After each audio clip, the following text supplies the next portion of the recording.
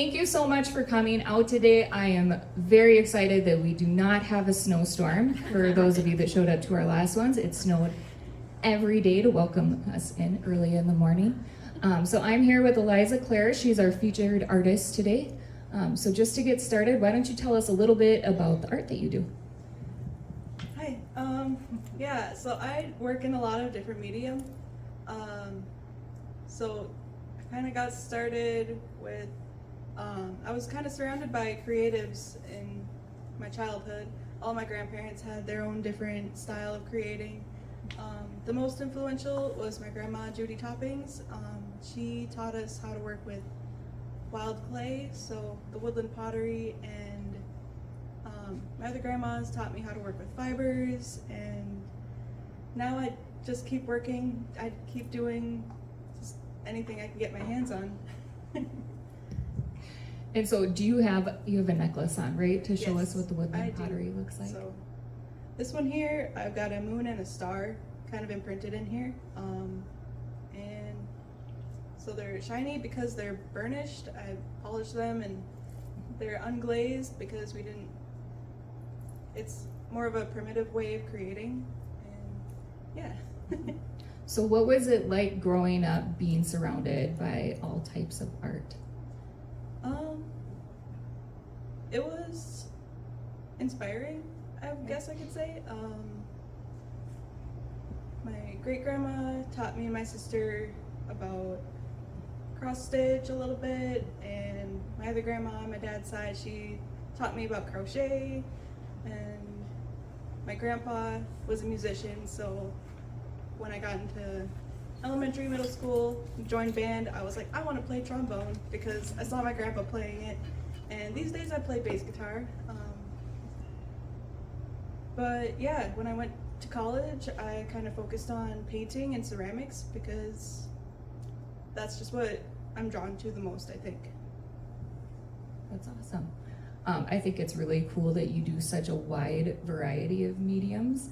I had to call Eliza to ask her, how do I describe your art? Because there's so many different kinds that I just want to make sure I represent it correctly. But it leads me to my next question. I'm curious, when you are inspired to create your next piece of art, how do you decide which medium you're going to use? And kind of just what does the process look like for you in creating? I kind of feel like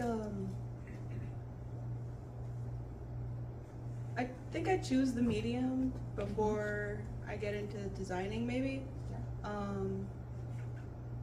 I'm like, oh, do I want to make a painting next? Do I want to make a sculpture next, maybe?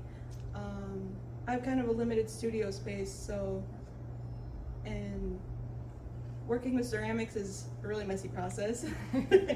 I'm a bit more tidy in painting, so it kind of just depends on what I'm wanting to create.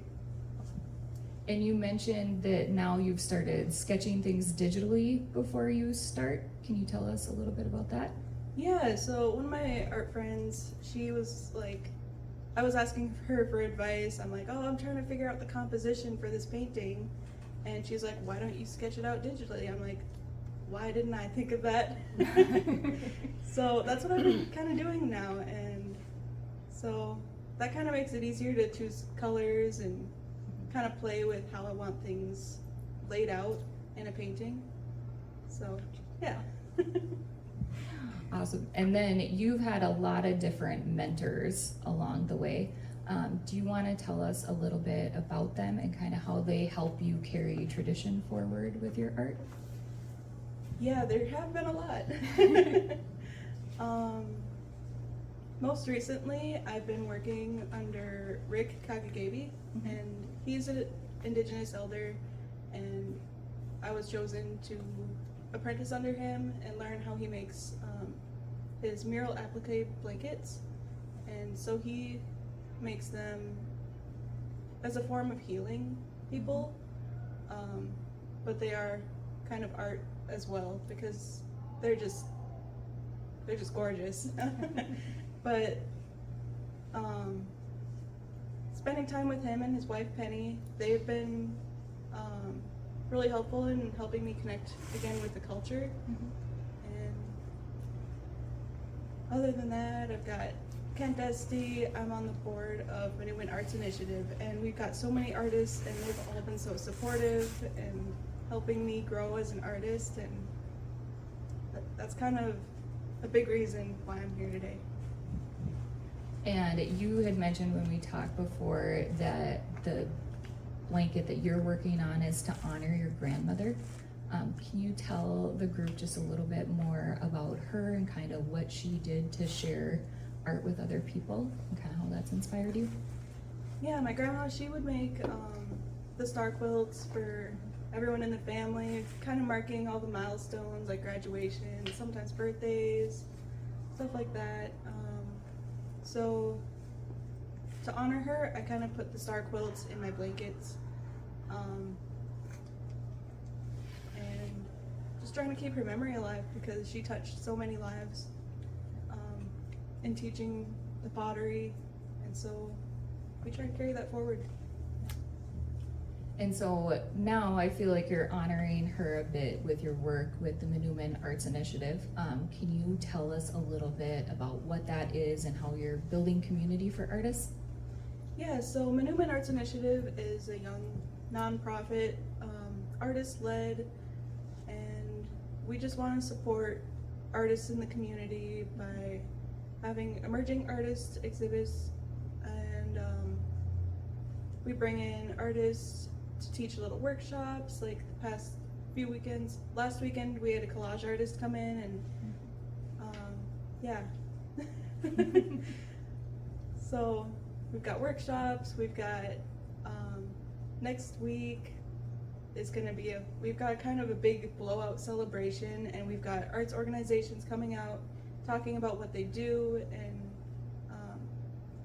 so kind of showing artists what kind of help there is for them to get on their feet as working artists. So that's before the reception for me and Rick, our apprenticeship year. So that's going to be really exciting, and I hope you guys can make it. And what time and where is that at? So it starts about 2:30. It goes to like 6 because there's going to be a lot going on. There's going to be food and lots of people, community. So make some connections. Yeah. And where was it? Manoomin. Okay. So yeah. Awesome. All right, we're gonna open it up to questions. So who has a question?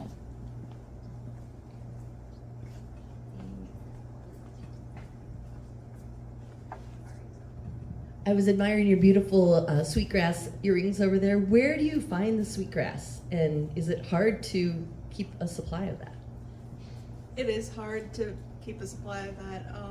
I was able to make these because I was gifted sweetgrass at the Midway Coalition Artist Gathering in Itasca last end of summer. I had harvested it with my grandma before she passed away, and so you kind of got to know where it grows and hope that people aren't mowing ditches where it grows or stuff like that.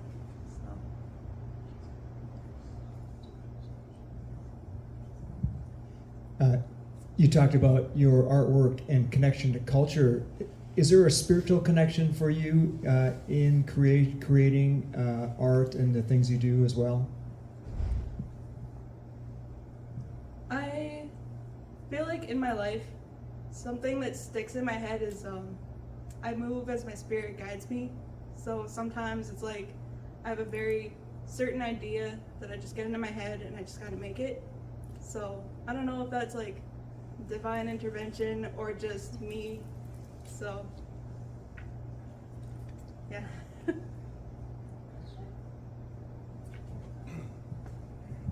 So do you want to talk about the mural you created in Manoomin? I do. Thank you for bringing that up. So I was connected to Manoomin Tribal Community Council through Becca Dollinger. She's one of our team members at Manoomin Arts Initiative, and so through that connection, I was able to design and paint a mural, and I was gifted the opportunity to consult with Hans and figure out kind of what materials to use and how to kind of go about it, because it was my first mural, and that you can go see at the basketball courts in Manoomin. What is the mural? What is it? Oh, it's a butterfly. It's a white admiral butterfly with Ojibwe florals on the sides. What was the inspiration for the mural? So a few years ago, my sister actually did a red admiral butterfly, and I felt inspired by that. I was like, and it was kind of the idea of having selfie spots around town. So I figured, let's do more butterflies, and yeah.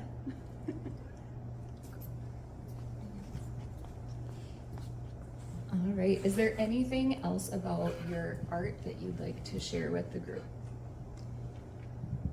I'm kind of blanking at the moment. Okay, you're good. So how can we as a community support you? Well, I've got some stuff here to sell today. It would mean a lot if you see something you like, maybe buy it from me. You could follow me on my social media. I'm on Facebook as EMKArtistry and Instagram EMKArt999. Yeah. All right, well, thank you so much for sharing your story with us. Let's Thanks give her for a having big me. round of applause. All right, and next up we have Dawn Livedall with the Washington Square Mall. And many of you know Dawn, but Dawn, tell us, how did you get your start with the mall? Well, it was, let's see, gosh, it's just been over 25 years. I started when I was 10, just kidding.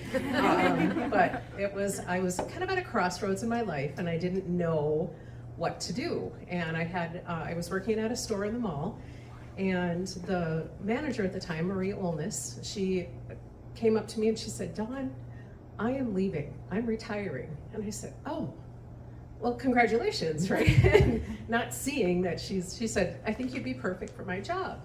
And I was like, "Oh, okay, what do you do?" Because as an employee, I just kind of, she was there, and so I met with her and we talked things through, and then kind of the managing partner at the time of the mall was Ron O, and met with him a couple of times, and they offered me the job. So that's how I got my start. And the rest is history. And the rest is history, as the things that I had done prior to that, I was a small business owner, a co-owner, I should say. And, I had done a lot of projects and volunteerism in the Detroit Lakes JCs. So any people who are young and want to be involved, I highly encourage that, because the JCs need all the help they can get right now. And I had worked a little bit at a law firm. I worked at an accounting office, and just kind of had a background in a lot of different things. And it just kind of all seemed to culminate into the responsibilities that my position has grown to be over the years. So what does a day in the life of a mall manager look like? Well, I think part of the reason that I'm still here is no 2 days are the same. And, of course, there's always emails, not as many, there used to be a lot of voicemail, but we've all kind of gotten away from that, obviously. Just checking in with tenants, continuing planning events, working towards all kinds of different things that are going on in the community, collaborating. I'm very thankful Project 412 is bringing another art exhibition for us with Kent Esty. And what else? Boy, there's so many different things that it's just hard to, trying to be part of the community, because we want to get our word out. It's marketing, it's so many different things. I don't know where to start and stop. Leasing, working with people who want to create a business. Of course, that's not every day. That's just, within a week or month's time, whatever the case may be. Helping my tenants if they need to get the word about an event. I've even created social media things for them, and flyers if it's needed. Just kind of, I'll help whatever is helped with. I've bust dishes before, you know. So I guess I just really do pitch in, because we are a big team and we are a family. That's what I always say. We're kind of like an extended family here. We all know when someone has a baby or someone's hurt or, you know, whatever the case may be. So we take care of everyone. I love that. So you have a really cool business in that your business is creating community for all the other businesses. But how do you ensure that the space isn't just leased, that you're building that community? Like, how do you approach that to make sure that you're creating that family environment? Well, it starts with getting to know who our tenants are, and I know we've got a couple of new tenants that are here today with the music shop. And you know, it's, you know, so the first thing I always get a call or an email, usually an email. How much does it cost to lease space at the mall? So it's, you know, so it's a little bit of back and forth for a bit, and we usually don't like lay our cards on the table right away because we want to find out what are you bringing to the mall? What are you going to do? And sometimes it goes back and forth, you know, and you know, everybody's worried that I'm going to tell someone or, you know, something like that. But we really pride ourselves on keeping our whatever was going on kind of close to the vest until the decision is made, because it's never a deal until the ink is signed on the bottom line, as most of you know. And so, and just working, making sure that they're going to be a good fit with our tenant mix that we have at the mall. You know, because we have, if you think about all the different things that we have here, there's a lot. I mean, from our offices to our clothing stores to, you know, you can see a movie, food, all kinds of different things that we do here. And the brewery, of course. That's been a wonderful addition. All right. And then Dawn shared with me that she used to do TV3 community calendar. She was afraid to be interviewed because she used to get to be in my spot. I was. I warned her. I said, if I start asking you questions, I'm just kind of on that again, yeah. So I think that's really cool though that you had that role, because it gave you this like front row seat almost to the community as it grew and evolved over the years. Can you just tell us about that a little bit? Like what that looked like to watch the community shift and change? You know, it really has been amazing to see what Detroit Lakes was in 2000 when I started and what it has evolved to be. And through TV3, we were able to meet people who were new to the community. That's how I met Amy for the first time, right? And you know, and other people as well in the community. And it's just, it's all of the big events, all the things that have gone on. I was interviewing those people because it was always, tell us about your event. It was the who, what, where, when, why. So I was kind of like the newspaper writer, but it was face-to-face talk. And I really enjoyed doing that for all those years. It was busy, you know, because I was the person scheduling all my own interviews and things like that. And we usually had 3 to 4 segments in one show, plus on top of my daily activities here. But it's just watching Detroit Lakes evolve has been, yeah, sometimes I still I stop at the intersection and I look down the street and I say, this is our downtown, it's so cool.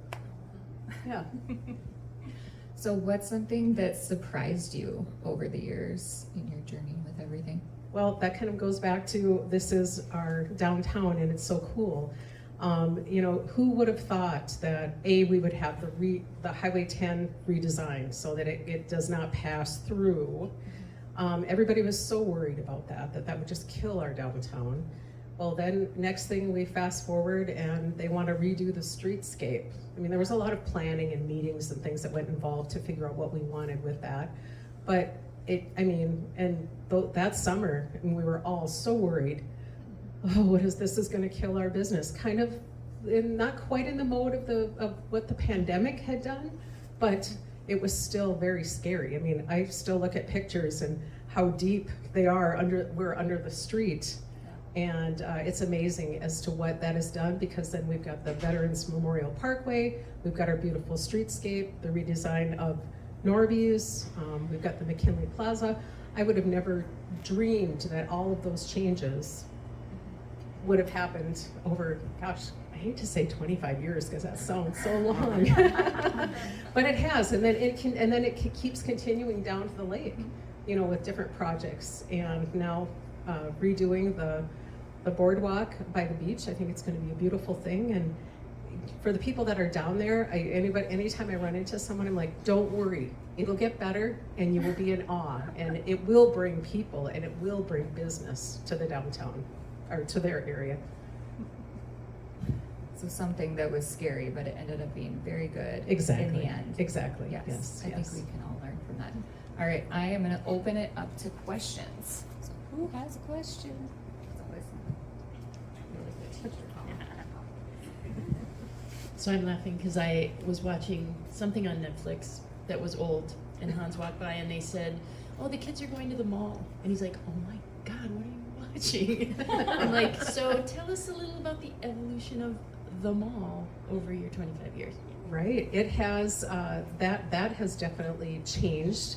We all know that there's online shopping that's available, but we really try to provide an experience. We have all of our different events and things because it draws people to the mall and exposes all of the businesses that we have. So it becomes an experience, and we still do get some kids that are just hanging out at the mall, which okay for a little while, but please don't bring your skateboards or your rollerblades or whatever the case may be. Go to the park, but it's different. I mean, but we watch the sales of our businesses, and businesses continue to grow, and that is the best thing. I think that what we have to offer, not only in the downtown but in the Washington Square Mall, has so many unique things that it just continues to go to be at the mall, and we have so many things. So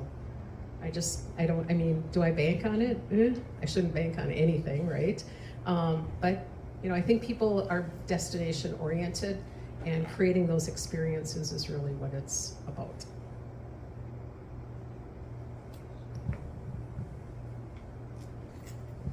So if you had a crystal ball or a wish list, what are a few things you wish you could bring to downtown or do within the mall just to elevate Detroit Lakes in a different way? Right. So one thing that would definitely elevate not only the mall but the downtown is the redevelopment of our we'll call it our little pocket of green space, if you will. We would love to do something either with those walls, and I know we've talked about doing murals. It's a bit of a challenge, but I feel confident that there's something that maybe is on the horizon that we can do. Boy, what else? I think all of the redevelopment that's going on is just on par. Anybody who has ideas for events, I am always open to planning a different event if you have a different twist on something. Even if you see something in another community that would fit well, that would be cool, but how would that work? So that's where the work starts, right? Flattery, copying something is flattery, but we have to make it our own to make it work for not only the mall, but Detroit Lakes. And I'm always thinking about not just the mall, I'm thinking about the downtown. It's like I tell people, welcome to our downtown family, because it is.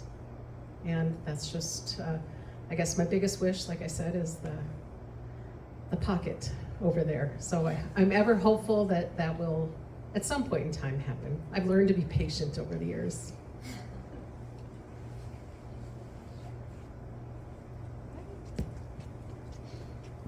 Okay, so how can we as a community support you and your community at the mall? Well, if you know of someone looking for space, we have a little bit of space that's still available. So continue to send those referrals over. Have people call me, introduce me, whatever the case may be. I think for new people going into business, the hardest thing is making that call or that email. And email is pretty easy because you kind of hide behind the email, right? I hate to say it, but it's true. That is always helpful. Come to the mall. Come and shop and do all the different things that we have here, and follow us on social media, where our handle is @washingtonsquaremallDL. Don't forget about the DL, because there are probably, I think, 5 Washington squares in the United States. So sometimes I get emails for the oddest things. And then I realized, oh, this is for the one that's by Seattle. Okay, I need to like redirect that. But yeah, and come and show up for our events. Check us out when we have things going on, because it usually is fun days when we do different events. All right. Well, thank you so much for sharing your story with us and all of your aspirations and hopes. We want the pocket park. I think a lot of people do. Yes. So, thank you for coming though. Let's give Dawn a big round of applause. Thank you.